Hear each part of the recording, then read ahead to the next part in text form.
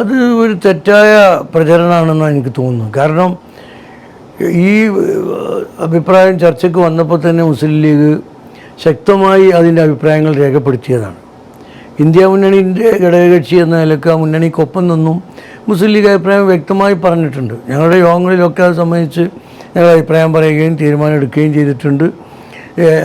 Election കമ്മീഷനും law കമ്മീഷനും ഈ സംബന്ധിച്ച് മുസ്ലിം ലീഗ് അതിൻ്റെ അഭിപ്രായം രേഖാമൂലം തന്നെ കൊടുത്തിട്ടുണ്ട് എന്ന് തന്നെയാണ് എൻ്റെ ഉറച്ച അഭിപ്രായം. അതിന് പുറമെ പാർലമെൻറ്റിലും മുസ്ലിം ലീഗിൻ്റെ അംഗങ്ങൾ വളരെ വ്യക്തമായി ഈ കാര്യത്തെക്കുറിച്ച് പ്രതികരിച്ചിട്ടുണ്ട്. എന്തുകൊണ്ടാണ് ഇങ്ങനെ തെറ്റായ രൂപത്തിലുള്ള ഒരു പ്രചാരണം നടക്കുന്നത് എന്ന് മനസ്സിലായിട്ടില്ല.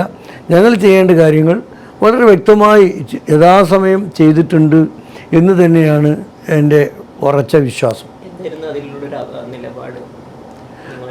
അത് ശരിയല്ല. അത് ജനാധിപത്യ സംവിധാനത്തിന്, നമ്മളെ ഭരണഘടനയുടെ അടിസ്ഥാന തത്വങ്ങൾക്കൊക്കെ എതിരാണ്.